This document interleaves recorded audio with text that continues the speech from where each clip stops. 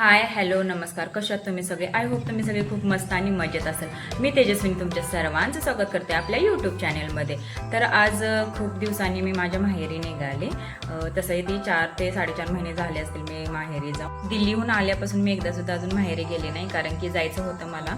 पण आमच्या इथे ना पोटनिवडणूक होती, मग त्याच्यासाठी म्हटले होते की थांब थोडे दिवस म्हणून मी इथेच थांबले होते, गेले नव्हते. आणि त्यांनी खरंच खूप रिक्वेस्ट केली होती की थांबा म्हणून, तुम्ही दिल्लीत असताना तर थोडीच आम्ही तुम्हाला बोलवायला आलो असतो तिकडे, पण आता तुम्ही योगायोगाने इथं आलाय तर लकीली आमच्यासाठी खरंच खूप चांगलं आहे.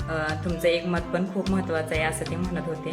त्यामुळे खूप रिक्वेस्ट केली त्यांनी की आता नको माहेरी जाऊ, तुम्ही थोडा वेळ थांबा म्हणून, थोडे दिवस थांबा म्हणून मी थांबले होते. फायनली काल निवडणूक झाली, त्यामुळे मला आज जायला भेटते. आणि प्रत्येक मुलीला तिचं सासर कितीही गोड असलं तरी माहेरला जाण्याची ओढ काही वेगळीच असते. हे मी काही वेगळं तुम्हाला नाही सांगितलं पाहिजे, तुम्हालाही पण हे माहीतच असेल प्रत्येक. आणि माहेरचे लोक तर किती दिवस झाले म्हणतात की कधी न्यायला येऊ, कधी न्यायला येऊ म्हणून. किती दिवस झाला ते येऊन तू झाले तरी पण अजून नाही आली, इकडे यायचा विचार आहे की नाही. मग म्हटलं येणार आहे, फक्त निवडणुकीसाठी थांबले आणि फायनली काल झाले, त्यामुळे मी आज जाणार आहे. तर हा मी कंटिन्यू बनवते, कारण की मला स्वयंपाक वगैरे करायचा. थोडाफार स्वयंपाक केला आणि त्याच्यानंतर मग कपडे धुवायला घेतले. ऊन तर एवढं लागत होतं भयानक. मला वाटलं दिल्लीतच ऊन खूप जास्त लागतं, पण तसं नाही आहे, गावी पण भरपूर ऊन आहे. आणि खरंच गरमी जास्त वाढत आहे. इथून पुढे तर कशी वाढते काय माहीत. आत्ता तर सुरुवातच आहे, एप्रिल महिना, मेमध्ये तर किती गरमी होते काय माहीत. त्याच्यानंतर पटकन मी ते कपडे वगैरे धुवून घेतले.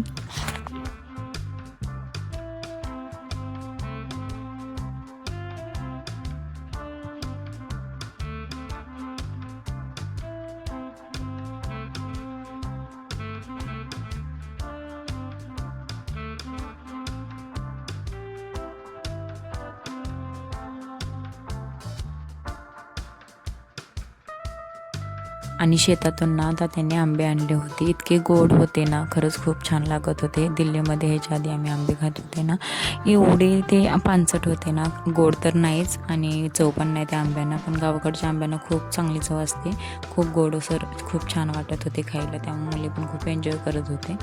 आणि गरमीच्या सीझनमध्ये तर असं वाटतं की गावाकडंच बरं, म्हणजे आंबे पण खायला चविष्ट मिळतात आणि मुलांना तेवढं गमतं पण, रमतात मुलं तिकडं आणि सगळे सुट्टीला पण येतात ना, त्यामुळं छान वाटतं. आणि जेव्हापासून नंदीचा मुलगा आला आहे ना, तेव्हापासून ते त्याच्यासोबत एवढे खेळतात ना दोघं पण, म्हणजे त्याला परेशानच करून टाकतात. तो तर आता थोडं मोठा आहे, त्यामुळं एवढं तेव्हा नाही खेळत त्यांच्यासोबत, पण स्त्रीला ह्याच्यासोबत खेळायचं असतं. तो सारखा म्हणत असतो की मला सांग की दादासोबत खेळायला, सांग की खेळायला. मग त्याला रिक्वेस्ट करायला लागते थोडा वेळ खेळ बाळ त्याच्यासोबत वगैरे म्हणून. म्हटले हे इथे खेळतात तो पण आपण स्वयंपाक बनवून घेऊ. मग बाहेर गेले. कढीपत्ता आमच्या अंगणातच झाड असल्यामुळे ना काही टेन्शन नाही. कढीपत्त्याची ताजी अशी जेव्हा पण आम्ही काहीतरी भाजी वगैरे फोडणी दिली ना, तशी जेव्हा लागेल तेव्हा मी घेतो इथनं काढून. मग तिथून मी काढून घेतले आणि मग फोडणी आमटी द्यायला गॅसमध्ये. आणि सकाळी ना आमच्या ह्यांचा फोन आला, म्हणजे तसं रोज सकाळी येतोच ह्यांचा फोन. आणि म्हटले आवरले का नाही, म्हटलं चालले आवरायचं. तर म्हटले आज तर तुझं लवकरच आवरणार ना, कारण की आज तुला माहेरीच जायचं आहे. मी म्हटलं तसं काही नाही आहे, ज्यावेळी टायमिंगमध्ये आवरायचं त्याच टायमिंगमध्ये माझं आवरतं म्हटलं. तरी पण आवरायची उत्सुकता तर असतेच पटकन. खरं माझं काय होतं काय माहीत, ज्या दिवशी जायचं आहे ना त्या दिवशी पटकन आवरतच नाही आहे, म्हणजे वेळच होतो त्या दिवशी. म्हणजे स्वयंपाक तर करावा लागतो एक्स्ट्रा, आणि त्यात आणि मग बॅग पॅकिंग वगैरे, त्याच्यामुळे वेळ लागतोच. आणि इथं हा एवढा मला आधी परेशान करत होता. मी जरासं बाहेर गेले काय तर हे इथं पिठाचं सगळं हे करून टाकलं होतं, अंगावर वगैरे विस्कुटून टाकलं होतं.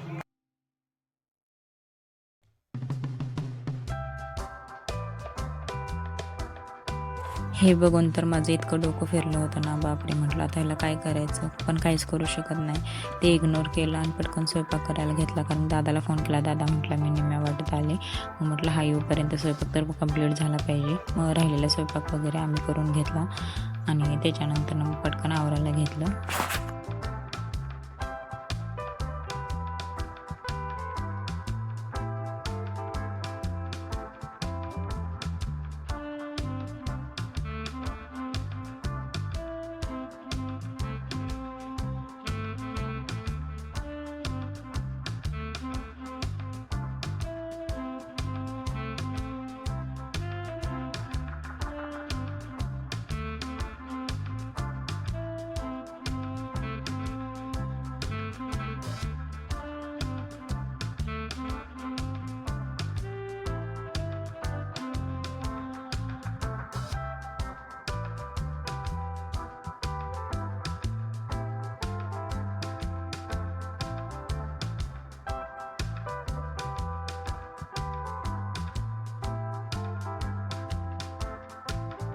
आणि फायनली ते दादा आला, त्याच्यासाठी सरबत वगैरे बनवला आणि त्याला सरबत देऊन मग बॅग भरायला घेतली. कारण की कपडे काय घ्यायचे किती घ्यायचे काय ठरवलं नव्हतं, म्हणून म्हटलं सरबत पिऊन तोपर्यंत बॅग थोडी भरायला घेऊ.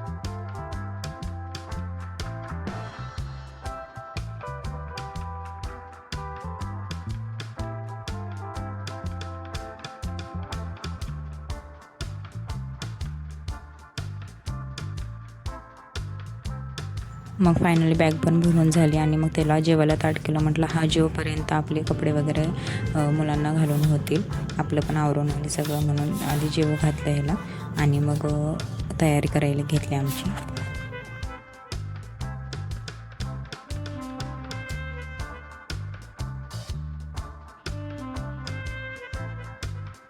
जाण्याअगोदर देवाला नमस्कार केला आणि मग घरातून बाहेर पडलो. आणि माझा व्हिडिओ मी इथंच संपवते. व्हिडिओ कसा वाटला मला कमेंटमध्ये नक्की सांगा. आवडलं असेल तर लाईक करा. आपण भेटू नेक्स्ट व्हिडिओमध्ये. तोपर्यंत बाय.